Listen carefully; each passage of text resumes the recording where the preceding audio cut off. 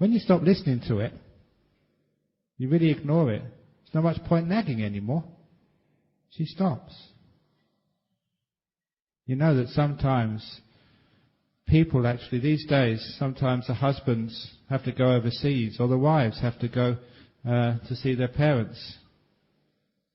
So especially if the husbands have to be apart from their wives. You know the husbands sometimes miss you? I don't know if you left your husband at home to come actually here to the retreat. So out of compassion, what you can do for your husband is get a CD or one of these tapes and go, rah, rah, rah, rah, rah, rah. I call it a nagging tape. So if he really misses you, he can put on the nagging tape or the nagging CD. Rah, rah, rah, rah, rah.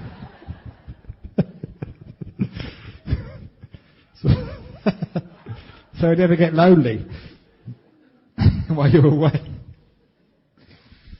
So anyway, that's that nagger inside of you. Always complaining. Have you heard the way you think?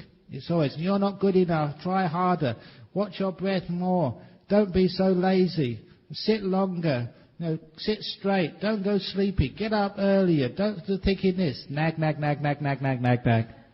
Those two little imps inside of you. So you tell them to shut up, throw them out of the basket. And when you throw them out of the basket goes higher. It goes into beautiful silence. Silence is so wonderful. When everything inside stops. Then you can really listen. I call this total listening. Total listening is when you're silent in the moment. Then you can really hear what's going on. Without anything standing between you and the experience. No sound, no noting, no thoughts. You're really listening. It's like if you're in a concert. I don't know if you like classical music. If you go to a classical music concert, everybody is listening intently. Imagine you're at a concert and you turn around to your friend and say, that was a really nice piece of music, when it's still going on. People say, shut up! And if you did it twice, you get thrown out. Why is it we do that when we're meditating? We've got the beautiful Buddha symphony. Or if I'm giving the talk, it's Brahms symphony. So why are you interrupting this classical talk? Shh. And listen fully, in silence. And then it's called total listening. That's what happens when you start. It's beautiful. And you hear so much. You learn so much. Even when you go for dinner. I don't know if you're going to celebrate your enlightenment when you finish this retreat by going to an expensive restaurant. Have you ever gone to an expensive restaurant? And you look at the cost of the food. It's just so expensive. Listen. If you pay all that money for delicious food, please tell your partner to shut up while you're eating. So you can have full awareness of all those tastes. Because when they're talking to you, you can't taste the food. You're listening to them, and all that money you're spending is just going down the drain. So look, this is expensive food. Shut up, I want to really taste every bit of this. So, you should only talk to your friend or your partner when you go to cheap restaurants. To take your mind away from the rotten food. It's called total listening. Now, that's what you throw out the basket, all this talking business. And you go high. The next thing you've got to throw out is the body and the five senses.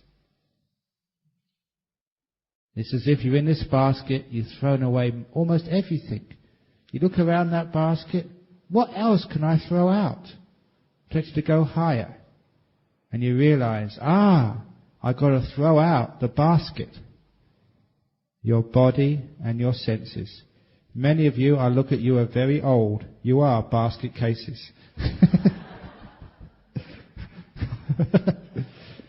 So, throw away you, or rather your body. And this is the next thing you do in your meditation. Don't worry about the itch, the ache, the pain. Just, it's not mine. Throw it away. Leave it alone. So it disappears. In this meditation, your hands disappear, your legs disappear, your body disappears, your head disappears. You've got no sensation in your body at all. That's the only time you're free of the burden of a body. Otherwise, you're yawning, you're moving your hands, you're scratching your mouth. I'm just looking at what you're doing. You're rubbing your eyes. You're rubbing your cheek over there. You just rub your nose, I saw you. Why do you do this? It's because your body is never comfortable. You try not moving your hands for 5 minutes. Go on, try. You won't be able to. As soon as you forget, you start moving again. There you started again. You did your glasses. You wiping your ear. You rub your nose again. The point is, this body is always irritating. The only time you have some peace with this body is, even if you're asleep, you don't get any peace. You have to toss this way, turn that way. The only time you have any peace is when you disengage from this body.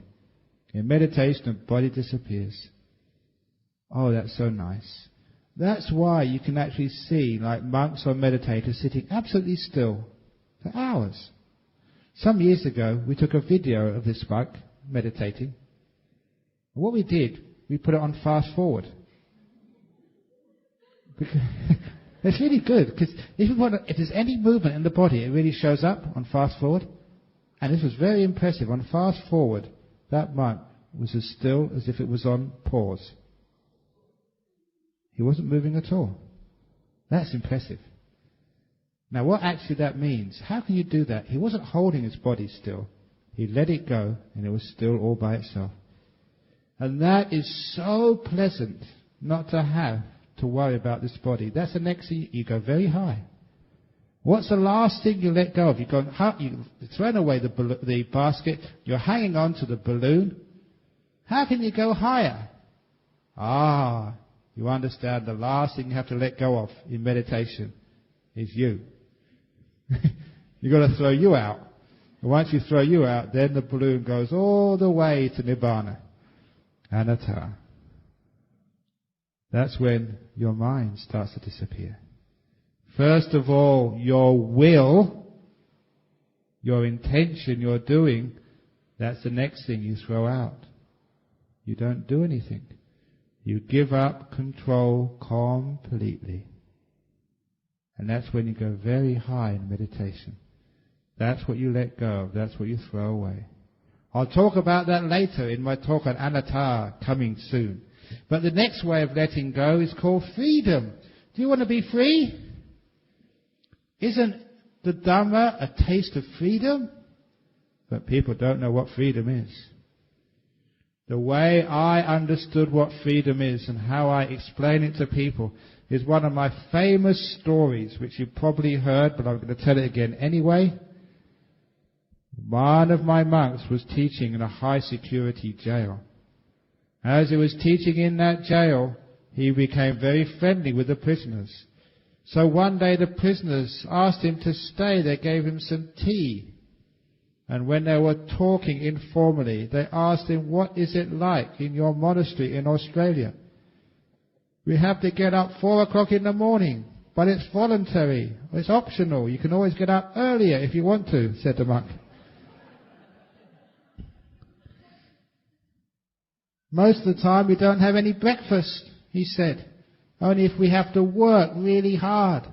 What? They don't give you breakfast? We always get breakfast in prison.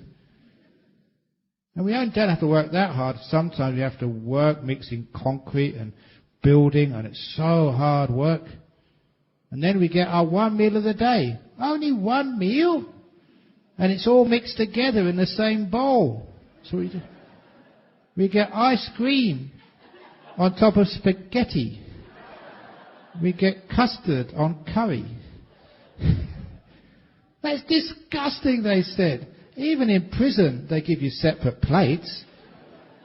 And then we have to go back to our rooms and meditate all day.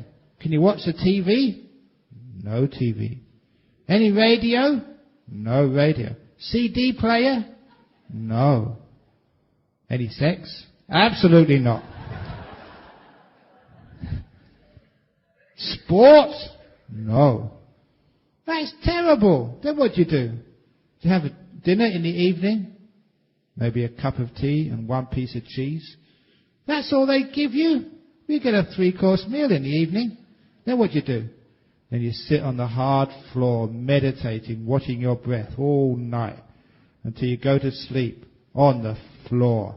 You don't even have beds? No. That's terrible, they said. That's worse than prison. That's disgusting. We can't allow our friend to live like that, they said. And one of them said, why don't you come in here and stay with us? They actually said that. They invited the monk to stay in jail. Out of compassion. Out of compassion. Because it was more comfortable. And it's true. Our monastery is much more harsh physically than a prison.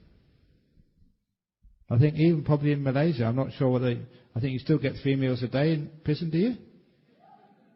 Yes, much better than my monastery. So why is it, I thought, that in my monastery there is a waiting list, monks trying to get in? Why is it? I'm in big trouble when I go back, because when I go back in the new year, there's an ordination coming up in January. I don't know what to do because there's too many people want to ordain, haven't got enough huts. Got too many monks. Do you want a few spare monks? These are young monks still in training. Why is it that people in my monastery don't want to escape? Why is it in these comfortable monasteries in Australia, if people got half the chance, they want to escape? Why is it a prison? Why is my monastery a place of freedom? And I soon figured out, and this is very insightful, the difference between freedom and being in a prison does not depend on how you're feeling, painful or pleasant, on how comfortable it is or how uncomfortable it is. Any place you don't want to be is called prison. No matter how comfortable it is, if you don't want to be there, you are in jail. Any place where you're happy to be, any place of contentment, is a place of freedom. Even if it is austere, if you're happy to be there, you are free. That is the meaning of freedom. Contentment. Now, if the Dhamma has only got one taste, the taste of freedom, are you experiencing the Dhamma in your meditation? Are you content to be with your sleepy mind? Are you content to be with your restless mind? Are you content just to be with your pain? Or do you want to be somewhere else? If you want to be somewhere else, you have just put yourself in prison. If you're with a partner, your husband, wife, you don't want to be in that relationship. Your relationship feels like a prison. How can you escape from that prison? Don't think to change your husband or swap your wife. That's not the way to escape from the prison you made of your relationship. The way to escape is not changing the outside, it's being content with the person you're with. Then you feel free, you're not in jail anymore. You don't have to climb over the walls of a prison to be free. You just have to be content to be there. And then freedom is yours. Now, what I mean in your meditation, if you're content to be here, content to be in your sleepy mind, in your restless mind, in your tired, your sloppy meditation, you've been meditating for 30, 40 years, you've never got anywhere. If you're content just to be here, you're free. And you'll find boom, boom, boom, boom, boom, jhana, enlightenment, very quickly. Because it's freedom. You're letting go. And that freedom, contentment, builds. And all of the things which make your mind move, which separate you from enlightenment, are taken away. Contentment is letting go. Now, this is a powerful teaching for all you meditators here. Any moment in your meditation, if you have a moment of contentment, your mind may be all over the place, restless, tired. Be content. I mean, really content. This is good enough. And you'll find all those problems start to evaporate. When you build freedom, the mind lets go. When you give the mind freedom, there's no need for any thoughts. All thoughts begin from discontent. Because you're not happy to be here, you start thinking of the future, the past, fantasies, dreams, anything. Why? Because you're not content to be here. You want to be somewhere else. That's why the mind moves. I've seen couples, husbands and wives, been married for years. They don't speak to each other. Not because they've had an argument, because they're so content in each other's company, they know what each other needs. They don't need to speak. Contentment is a great source of silence, both in a family and in your mind. If you're really content, the mind becomes still. So that's the third way of letting go. Real contentment, being happy to be here, no matter what you're experiencing. Then you're free, and the mind stops.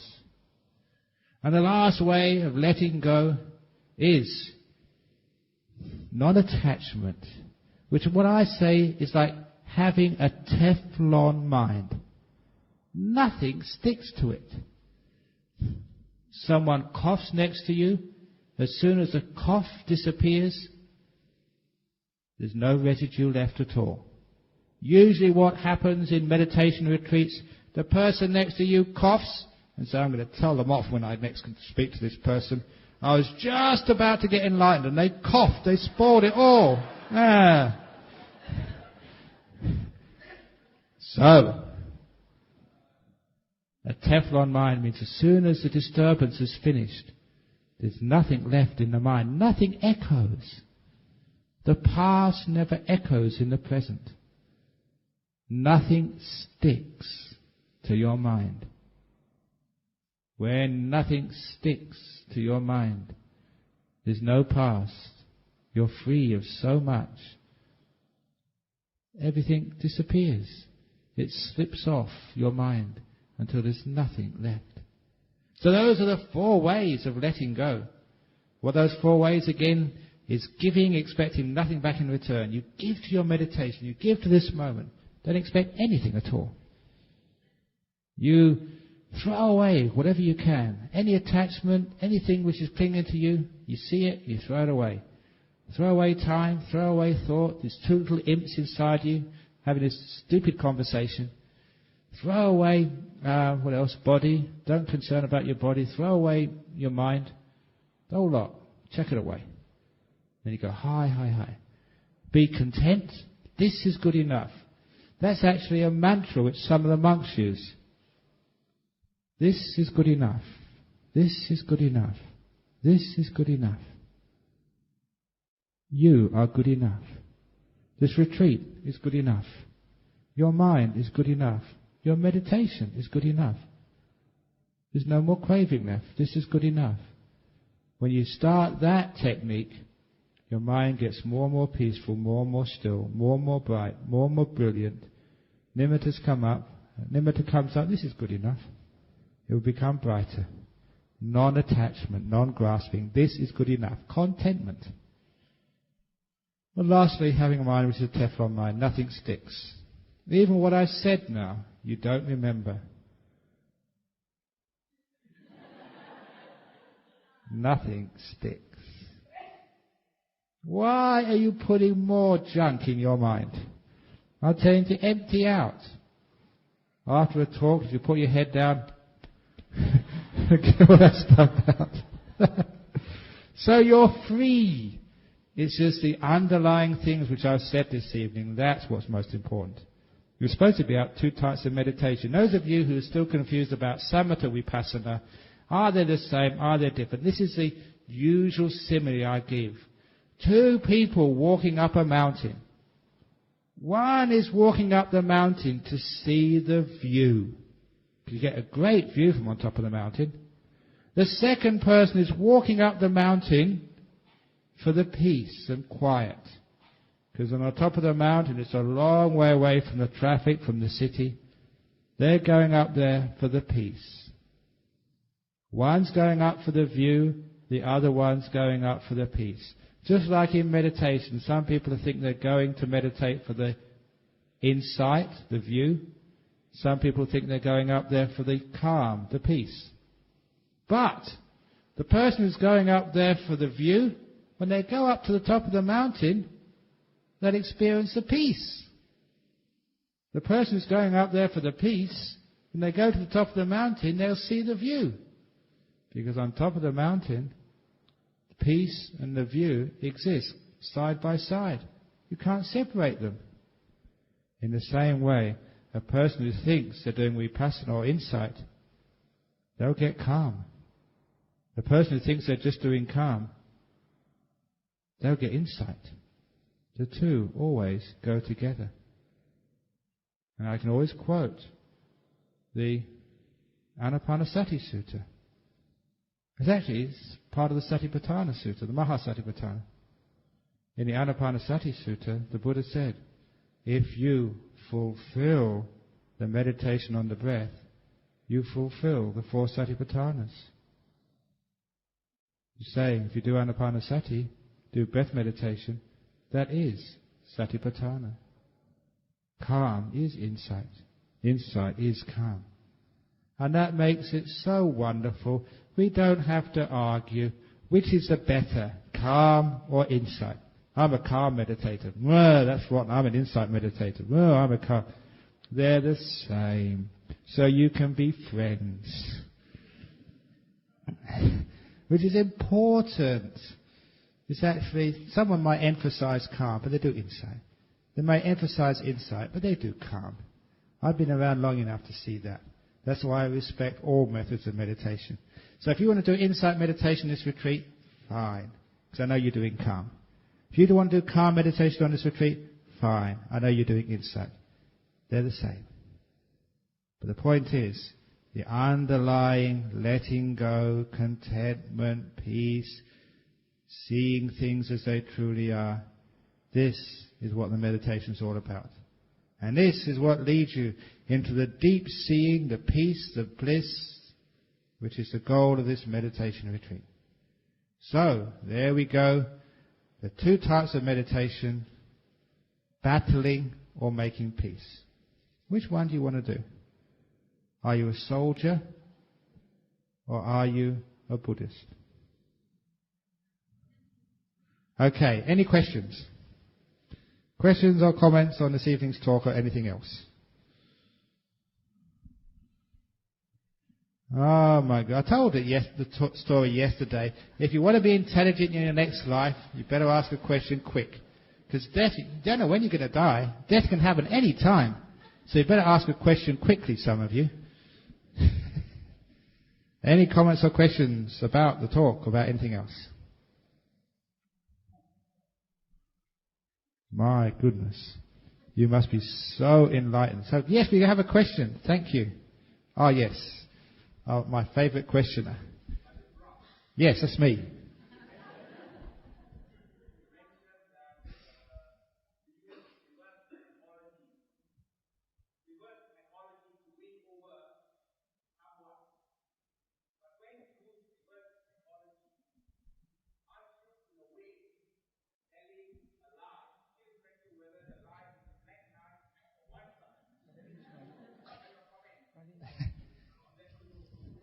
Okay, reverse psych... Yeah, go on, you've got another question.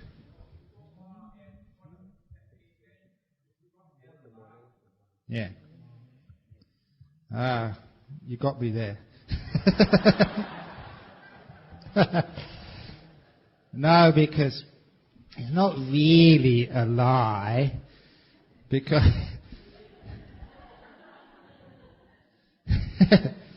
because when you say to your son, don't go to the temple, don't go to the temple, or you say to your husband, you get a Dhamma book, or you get a CD, you tell your husband, don't you listen to this. It's not really a lie, because he's the one who's sort of not doing what you're told, but you realize that that's your main aim anyway, if you tell your husband, don't listen to this CD, don't read this book, of course he's bound to read your book. That's the reverse psychology which I'm saying. It's not really a lie, not telling a false thing. There's a bit of deceit, I must agree, but it's compassionate deceit. For the sake of the book. And it really works. Many people have tried this because, sometimes that, you may be really interested in Dhamma and your partner isn't. And I've done this many times. There's this woman in Perth, an Australian woman. She loved coming to our centre and listening to the talks and doing meditation, but her husband thought this was just a lot of old rubbish. Religion is just for the gullible, he would say. And no matter what she said, he just wouldn't listen. So I told her, take a few of the CDs, take a couple of the books, leave them around the house. Do not tell him to read them. Do not even invite him to listen to the CDs. Just leave them around. It's obvious. It's curiosity, inquisitiveness. It happened after a few weeks. He wondered, what's my wife up to? He started reading one of the books. Now he comes every week. It works. So that's a psychology which you must use. Okay, I think you've got me there. You got another one? Oh my goodness, I mean...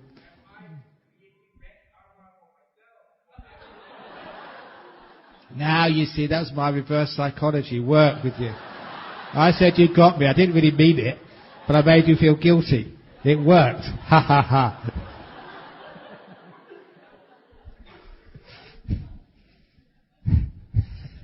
Okay, any questions?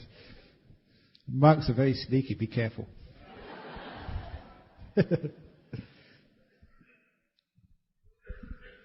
No questions? Okay, let's call it a night then. So those of you who've come all this way to actually listen to a talk, there'll be another talk tonight. What am I talking about tomorrow night? I think mindfulness tomorrow night. See, tomorrow night's talk, for those of you interested, is mindfulness empowering your mind. So those of you who want a powerful mind, come tomorrow night for mindfulness. Yeah, we got... Okay, shall we share merits? That's the thing good. Actually, because there's so many people here, I think I forbid you from coming tomorrow night.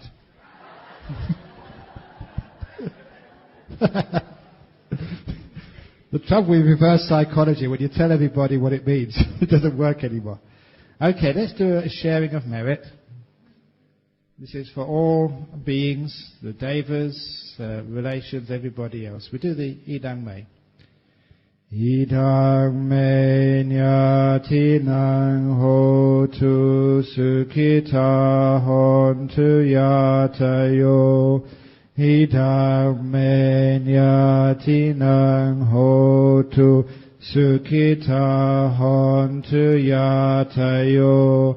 Idam me nyatinang hotu sukhita hontu yatayo. May all sentient beings, invisible otherwise, please partake of the merits which we made today. And all those meditators today, meditating is huge merit. And keeping your precepts, offering dana, listening to the Dhamma, may all our relations and people who aren't our relations, please partake of these merits today. Sadhu, sadhu, sadhu, sadhu. Okay, so please drive safely home. That's not reverse psychology. I want you to drive safely home. And hopefully to see you tomorrow. Good night. And the meditators here, you've got another half an hour. It's 9:30. If you've got energy, you can meditate some more. If you're really tired, you can go and have an early night.